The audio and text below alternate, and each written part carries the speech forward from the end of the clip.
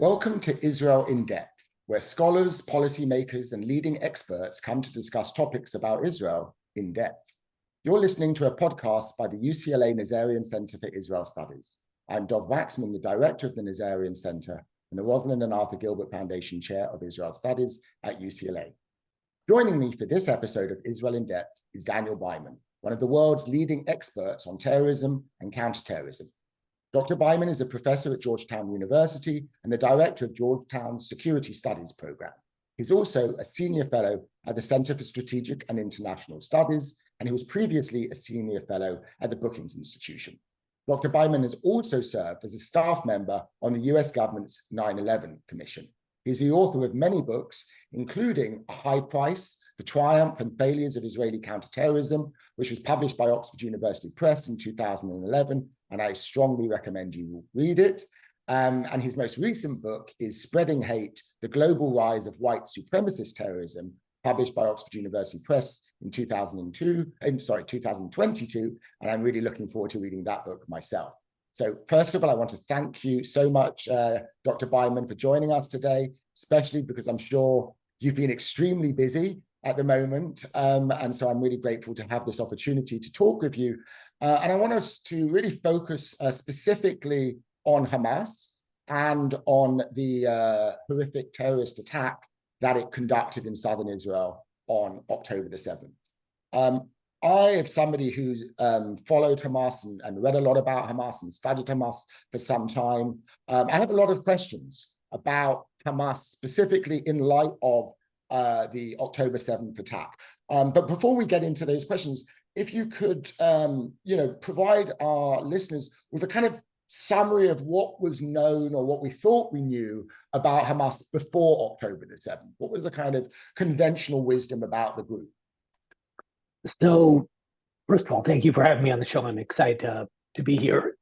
Hamas before October 7th, the general sense was that it was largely seeking to rule the Gaza Strip, where it had held power since 2007, and that it might occasionally try to shake the status quo a bit through some limited rocket or missile attacks, but that in general, it recognized that it was militarily weak.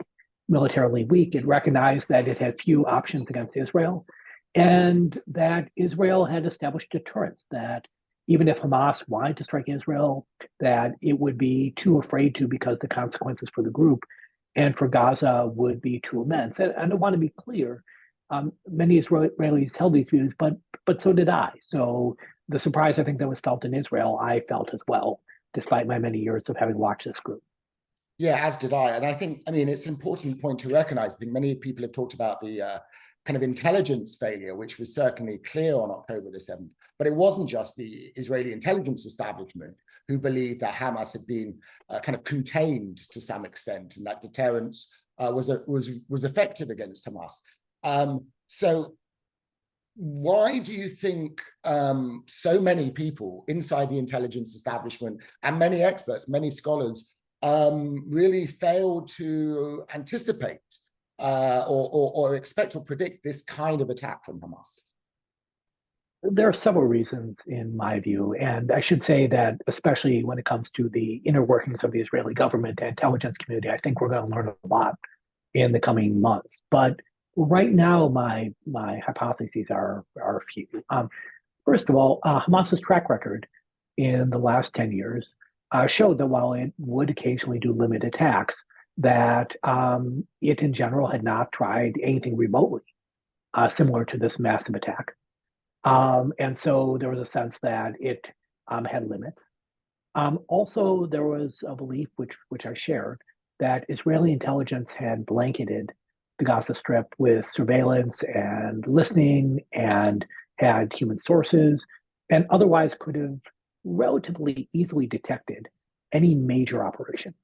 So Israel was not going to be surprised that this was a place that was highly surveilled and penetrated.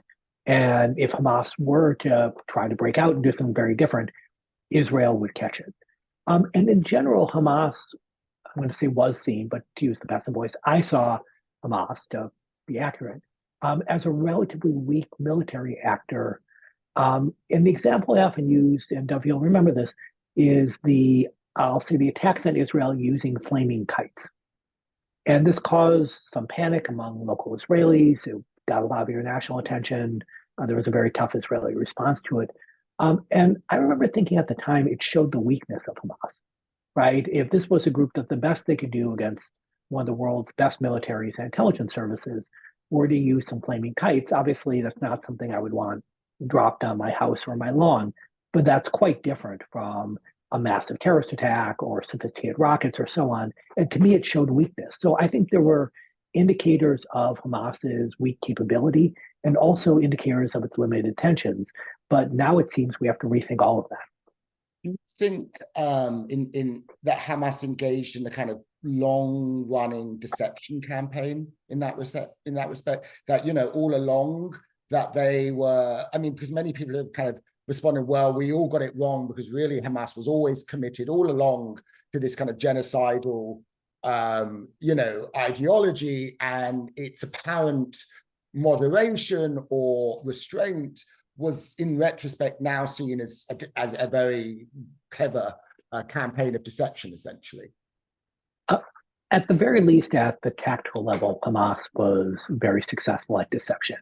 It was able to hide from Israeli intelligence. Presumably, the huge number of fighters it sent out didn't use phones and otherwise limited their coordination to kind of old-fashioned means. So certainly there was some deception. The bigger question of did Hamas want to do this all along, to me, is still to be determined. At the very least, it shows that Hamas had wanted this to be an option. But I tend to think that big successful groups like Hamas, in some ways like governments, simply want to have a range of options as they go forward. So I think Hamas was interested in negotiation at the same time as they were interested in having a military option. And that gave them some degree of flexibility. And I think in recent years, they've gone back and forth between them. So I'm not sure that Hamas made up its mind 5 years ago to kill as many Israelis as possible. And every negotiation, every act that seemed to be concession was a feint. I'm not sure I believe that, although it's certainly possible. I think it's more likely they were exploring different options and in the end decide on this one. One thing I would add that's, I think, related to this point is it's unclear to me actually how successful Hamas thought it would be in this attack.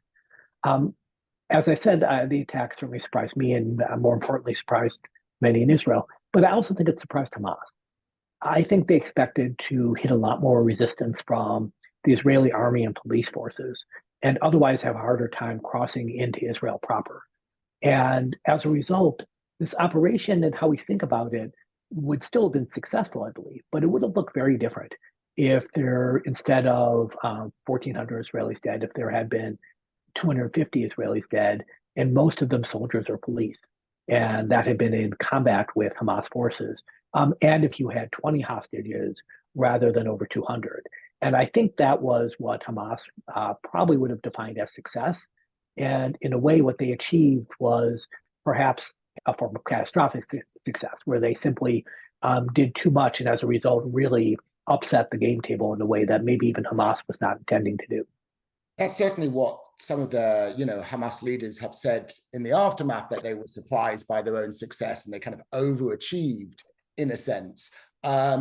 On the other hand, the other kind of school of thought on this is that actually this was part of a kind of multi-phase plan, and that it was in that rather than being somewhat presented with this quote unquote success and then now having to struggle to figure out what to do in the aftermath of that this was a kind of coordinated strategy, perhaps with Iran and Hezbollah, and that there was it was a deliberate provocation strategy. Do you think there's any truth to that, or I mean, is it possible to reconcile these two kind of schools of thought versus the overachievement versus actually this was something that just by virtue of the fact that there were so many thousands of Hamas fighters and that they were equipped apparently to for a long attack and were instructed to kill as many people, that this was a deliberate attempt to actually provoke a massive Israeli counter retaliation? So really one of the time-honored terrorist tactics is what other scholars have called a provocation strategy, where you try to force your enemy into reacting, and in so doing, use its strength against it. And this is something that we've seen again and again in terrorist groups around the world. And so I'm sure that, let's go back to the more limited scenario where Hamas, I'm going to use only, and that should be in quotes, but only kills a couple hundred people. That would still be far and away an utter disaster for Israel, right? We would be having somewhat similar discussions about the scale of the attack and so on. So there's no question in my mind that Hamas expected and almost certainly intended an Israeli response. And perhaps even something to the degree that we're seeing now, which was a massive air response, as well as Israeli forces on the ground. I do think had there been, a few hundred Israeli dead, you'd still see a very significant Israeli response. And there's a question for Hamas of what it gains from this. And it, in some ways, gains credibility as what it would call a resistance movement. And this is something that Hamas had been losing, that by governing Gaza, by making deals with Israel, by at times cracking down on groups like Islamic Jihad in Gaza, it was losing the more radical fringe, including members of its own military wing. And it was also losing some credibility among Palestinians who in general saw negotiations as failing. So this was a way of restoring its resistance credentials. And the Israeli response would actually create more sympathy for Hamas. And that's a fairly common dynamic, which is there's at times, I'll say some support for military action, but limited. But once the response happens, there's tremendous support. In Palestinian eyes, it reveals the true brutality of the Israeli response. So I look at this and say, yes, I think they intended a response. But what often happens in the long term is that the euphoria that some Palestinians feel that Israel is finally feeling the pain that they feel Palestinians are suffering, that euphoria goes away.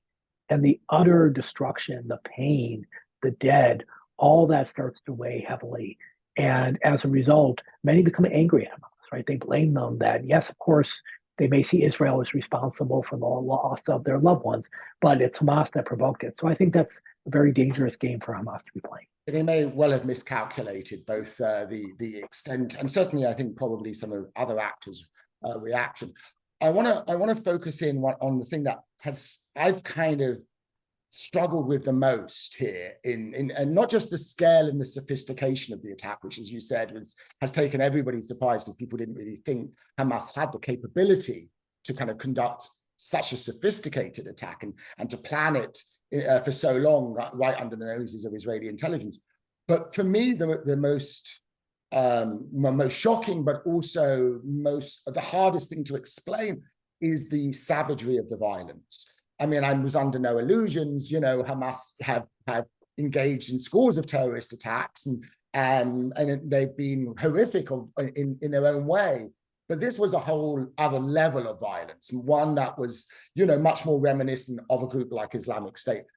How do you make sense of that? Do you think of this, do you understand it that this was a deliberate choice on Hamas's part? Why would that? Because this seems to put them beyond in terms of their aspiration to attain any kind of legitimacy, it seems to have, been completely counterproductive from that point of view. How do you make sense of that sadistic and just extreme level of violence that they employed?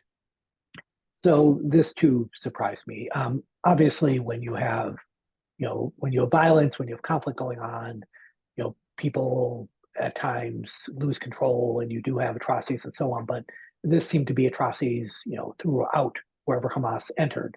There seemed to be atrocities there, and in some ways, as you say, counterproductive. Where if they had taken, primarily focused on younger males of fighting age, I think that it would have been seen as a very different sort of operation. Go back to one of Hamas's more successful hostage takings, which was when they took Gilad Shalit, an Israeli soldier patrolling along the Gaza border. From Hamas's point of view, and I think most Palestinians, this wasn't some innocent plucked out of their home in the middle of Israel, right? This was an enemy soldier, fighting a war on their border. It's quite different when you're taking 80-year-old people as captives, when you're slaughtering children and so on.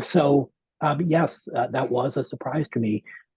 It could be simply that Hamas didn't give its fighters instructions and they were furious, but it could also be that it simply said, "Go there and kill as many as you can." And again, this goes back to, did they only think a few would break through? So did they think that, in one or two places we might see this sort of killing? Um, but this was something that it forces us to kind of rethink of, our view of Hamas and their willingness to kill large numbers of innocents quite deliberately. Does it, you've written a lot about jihadist groups and Al Qaeda, Islamic State. Does it point to in the past, we kind of separate out the militant Islamist groups like Hezbollah and Hamas versus these jihadist groups like Al Qaeda and Islamic State.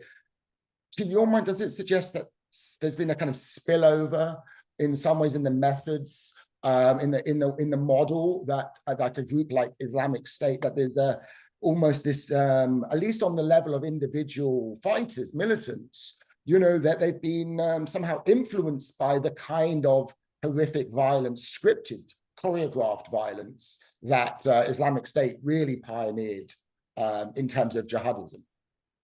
That's quite possible. This has always been an issue for the jihadist community, where members of that community would point to Algeria, for example, in the 1990s, Iraq in the mid-2000s, and then, of course, most famously, the Islamic State, as cases where things really went off the rails. And you actually even have, very interesting for me, but very fierce discussions in the jihadist community about the acceptable level of violence against non-combatants.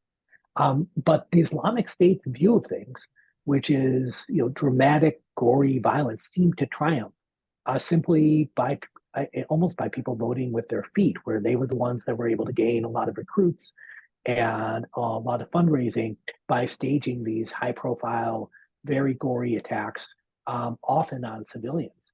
So there may be, frankly, a new generation that is worse than the previous one, as brutal as the previous ones could be, and that simply sees killing civilians not as a byproduct of the fight in general, but as the goal.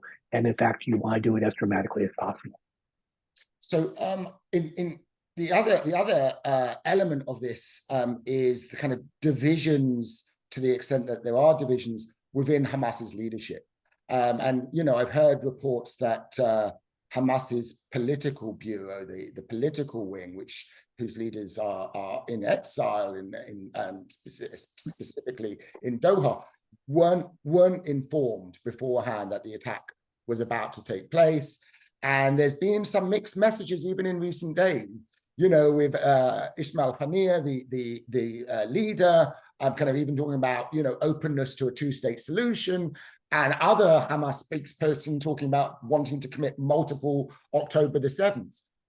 How much cohesion or unity is there among its leadership? I mean, are they all on board with this, or are there divisions important, and could those divisions somehow be exploited?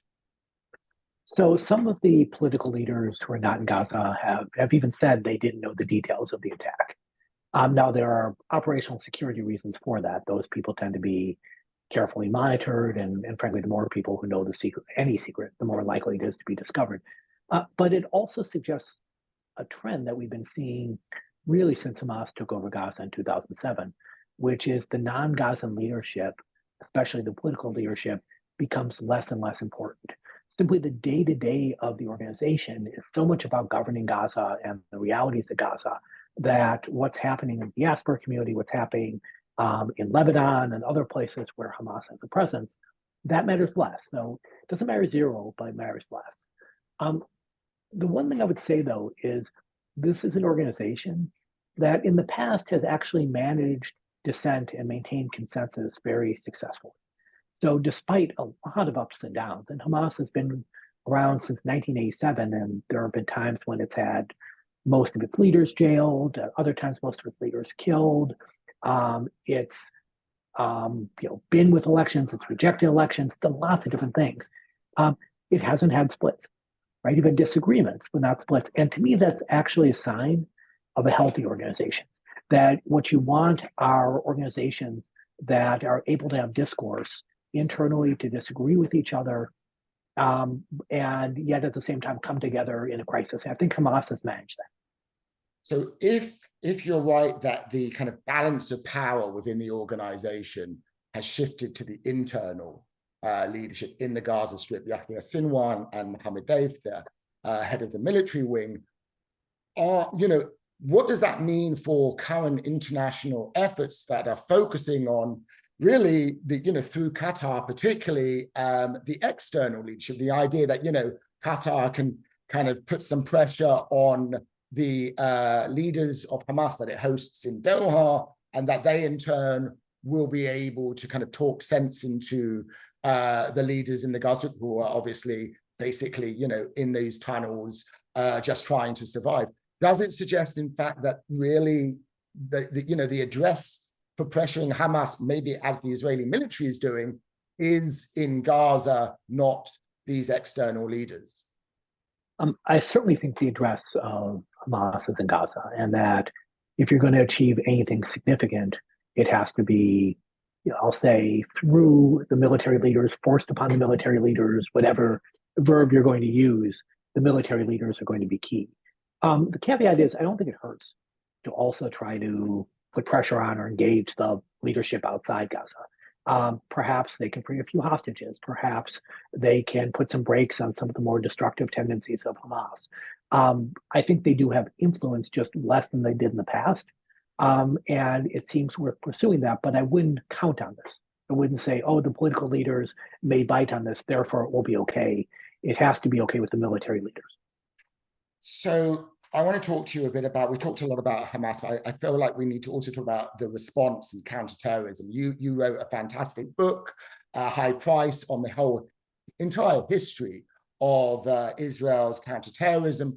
In light of that, and in light of your knowledge about the history of that and the different ways in which over time, the different tools and techniques Israel has used and tactics, how do you look at the response of Israel today? I mean, there's an argument, and I'm sure you've heard this, that the better response or a wiser would have been a more modest, a more limited counter-terrorist strategy rather than essentially conduct regime change. Do you take that view, or do you think, as many Israelis do, that there was only one choice, which is to basically dismantle Hamas militarily and to defeat it on the ground? So in the past, Israel has primarily tried to use a deterrence approach for Hamas in Gaza, where it has, through economic pressure, occasional military operations, said to Hamas leaders, look, if you attack us, the price is going to be exceptionally heavy. And so we've seen previous Hamas operations and Israeli responses, like Operation Cast Lead, that involved very high levels of Palestinian casualties in Gaza and a lot of destruction there. Before these attacks, the Netanyahu government would have said, look, by easing some of the restrictions on Hamas workers going into Israel, we're giving Hamas incentives to cooperate. So it was a mix of pressure and rewards, and all undergirded by a sense of, if Hamas reaches out, Israel's going to hit back hard. The deterrence model, of course, didn't work. All right, so October 7th showed its failure. So the question then is, what replaces it? And there isn't really a good answer for this. So for Israel, part of their goal now is to dismantle the Hamas leadership. And the only way to do that is to go in on the ground in Gaza. Excuse me. Is to go in on the ground in Gaza and to stay there for some time to try to identify where Hamas figures might be hiding and to root them out. That's exceptionally destructive to do. And it means that Israel will be waging a guerrilla war that is unpopular around the world and, of course, leads to resistance in Gaza. Now, over time, Israel has done this sort of thing in the West Bank, where it's been able to kind of impose its will on these organizations. I think it's going to be exceptionally difficult, though. But from an Israeli point of view, you can't go back to a model where Hamas governs Gaza and say, well, let's let them build up again and there's always a risk of another October 7th attack. Simply the possibility of such an attack is something that I think politically no Israeli government can accept. So absolutely, I mean, the question is, how does it, this is not a threat that is tolerable for Israel any longer. And the question is then, how to counter this threat, how to eradicate it, whether through the overwhelming use of force, or potentially through some other means. To zoom out for a minute, then I'd like to to think about what other examples exist. When we think about other groups, so some have pointed to the campaign which came at a massive cost to civilians in Sri Lanka to defeat the Tamil Tigers, which was a massive and which ultimately kind of succeeded in destroying them as an organization. I think another example that I've heard is the Shining Path in Peru. But there are also, so do you think that's a model, or are there other examples of groups that have been essentially completely defeated or destroyed through military means? So people point to those examples. Another one that comes up a lot is the U.S.-led campaign against the Islamic State, which steadily, took a group that controlled territory roughly the size of Great Britain and, reduced it to an underground insurgency that, while still there, is much weaker. So there are possibilities, but a couple problems. One is that, this takes years, right? This is not the sort of thing you simply go in and you shoot some people and you're done. The other is that you need someone to govern the territory. Hamas is deeply rooted in Gaza, beyond simply being the government there for over 15 years. It has deep religious networks, educational networks, social welfare networks. And so if Israel goes in and let's say it kills 3/4 of the Hamas leadership, which would be quite impressive, it would simply regrow. It has a lot of organic capacity. So you need someone to take its place. And for Israel, there's no logical partner there. And we could talk about possibilities, but none of them in the end quite work out. And that's actually in contrast to the United States in Afghanistan or the United States in Iraq, where the United States had people who we would call them partners. Enemies might call them collaborators, but there are lots of Iraqis and lots of Afghans who wanted to work with the United States. There are not lots of Palestinians who want to work with Israel. So yeah, the post-governance issue is a major one. I wonder though whether the idea of defeating Hamas militarily is possible, in the sense that, as you said, it's deeply rooted in Palestinian society. Every time one of its leaders has been killed or its commanders there replaced, the agenda of armed resistance is quite popular among Palestinians. Would there not be a danger that if Hamas isn't able to regenerate itself as a terrorist and as a military organization, there would be some successor, and that successor could be worse? I mean, we think about Hezbollah emerging in southern Lebanon after the PLO was eradicated. There may even be jihadist elements in the Gaza Strip. I mean, do you see that as a danger, that even if Hamas, which is a clear and present danger, is defeated, there may be an even worse, enemy that could emerge in its place? That's certainly possible. If you look at the years that Israel has been fighting different Palestinian groups, a number of them have gone out of business, and a number of them are much weaker than they were in the past. But Israel still faces a massive problem from different Palestinian militant groups. So sometimes the names change, sometimes small groups become big groups.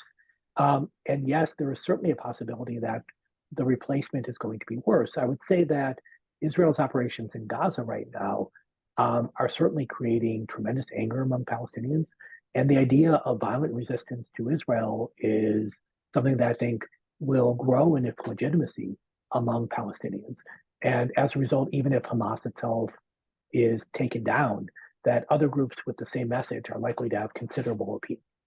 I mean, from what I remember of your book, A High Price, that was part of your argument, and the name itself, I think, conveys, you know, the price that Israel paid for these decades of counterterrorism.